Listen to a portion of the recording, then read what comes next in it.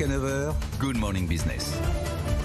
7h18, effectivement, près de 12 milliards d'euros levés par la French Tech en 2021. C'est votre baromètre annuel EY qui le dit. Franck Sebag, bonjour. Bonjour. C'est incroyable ces chiffres, et 2 milliards en 15 jours levés en 2022. Si on continue sur cette pente, on est à 50 milliards à la fin de l'année. C'est plausible ? Alors, 50 milliards, je ne sais pas. En fait, ce qui est clair, c'est qu'on a une phase d'accélération qui est massive. Vous l'avez dit, plus de 115% par rapport à l'an passé.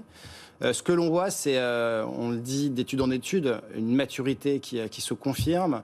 On passe d'un écosystème de start-up à un écosystème de scale-up. Oui. Demain, on sera un écosystème de licorne. Donc voilà, on a toutes les stades de la maturité de ces entreprises-là. Ce qui est remarquable, ce sont en fait les 22 tours de table supérieurs à 100 millions que nous avons eu cette année. Ouais. Donc voilà, on a cette maturité qui arrive. Alors après, la prochaine étape, c'est quoi ? Parce que quand on voit les GAFAM, on se dit que voilà, la route est longue et qu'une fois qu'on est licorne, il faut devenir des cacornes, il faut aller en bourse. Est-ce que là, on est suffisamment mature ? Est-ce qu'il y a suffisamment d'investisseurs ? Est-ce que le marché est assez grand ? Est-ce que vous croyez effectivement à cette future étape de la French Tech ? C'est une étape nécessaire. On ne peut pas avoir d'évolution sans avoir de phénomène de sortie, ce qu'on appelle les exits. Ouais. Donc les sorties, ce sont des introductions bourse, comme vous l'avez indiqué, des rachats industriels.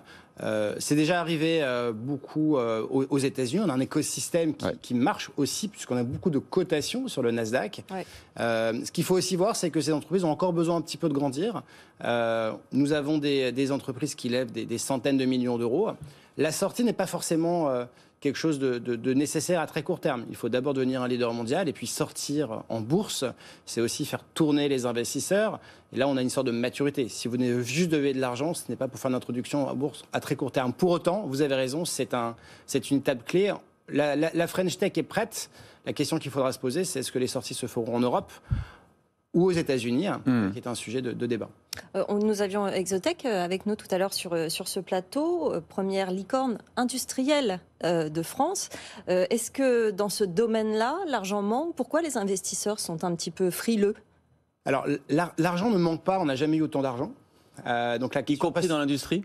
Alors, justement, j'allais venir. La question est l'orientation de l'argent. C'est ça. Donc, il est clair qu'aujourd'hui, on a un renouveau de l'industrie qui passera par l'innovation. Exotech en est un bon exemple.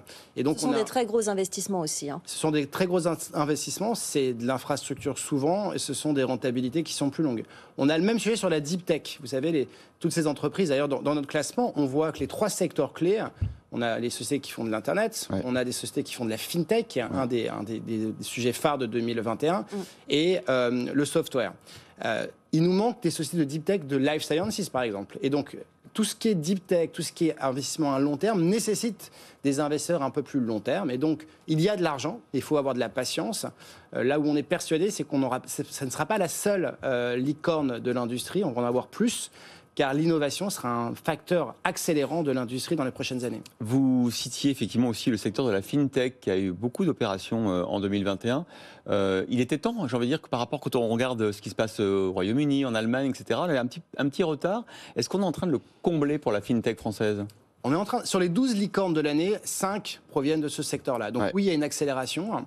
Et d'ailleurs, si on regarde ce qui s'est passé en 2022, on pourra ajouter Conto aussi, qui est venu. J'imagine qu'on va en avoir d'autres. Donc oui, on vient combler. Et quelque chose d'intéressant, sur tout ce qui est le monde des cryptocurrencies, on a 2 licornes françaises, Sora et Ledger, qui sont 2 leaders dans les NFT. Et dans les wallets, dans les portefeuilles de cryptocurrency. Donc nous avons des atouts. Au-delà en fait des néobanques, nous avons une vraie capacité à venir impacter le marché européen et mondial. Donc ça, c'est un élément d'espoir. Mais alors, qu'est-ce qui fait qu'on est encore en retard justement ? Et est-ce qu'on va quand même réussir à le combler dans les prochains mois ? Alors l'Angleterre, le Royaume-Uni était en avance historiquement. Le Brexit n'a pas encore prise. Donc là aussi, c'est des effets de retard, puisque quand on lève beaucoup d'argent dans un fonds d'investissement, on a 5 à 7 ans pour l'investir. Donc ça fait longtemps qu'on dit que ça va baisser. Pour le moment, ce n'est pas le cas. Oui, on voit l'an dernier, 32 milliards encore investis dans la brique tech. Oui. C'est presque 3 fois plus que la France. Presque 3 fois plus. Après, la question qui se pose, c'est par rapport aux autres pays européens. La France se positionne en 3e position derrière l'Allemagne. Ayant en tête que l'Allemagne, l'année dernière, avait une baisse de ses investissements pendant la période Covid, alors que la France avait une progression. Donc on a un petit effet rattrapage de l'Allemagne cette année qui explique un petit peu son avance. Pour autant, on pense qu'on va pouvoir accélérer, car en fait, plus vous avez de licornes, plus vous pouvez lever de l'argent. En Angleterre et en Allemagne, il y avait une petite avance sur les licornes, donc une avance sur l'investissement. Comme vous le disiez, si on accélère sur le nombre de licornes l'année prochaine, on parlait de 50 milliards, en fait, on peut se dire qu'aujourd'hui, nous avons 25 licornes dans la French Tech. Alors, le prochain objectif, c'est probablement d'avoir une dizaine de décacornes, donc des sociétés qui seraient valorisées de plus de 10 milliards. Lorsque ça va s'accélérer, on va pouvoir réduire cet écart.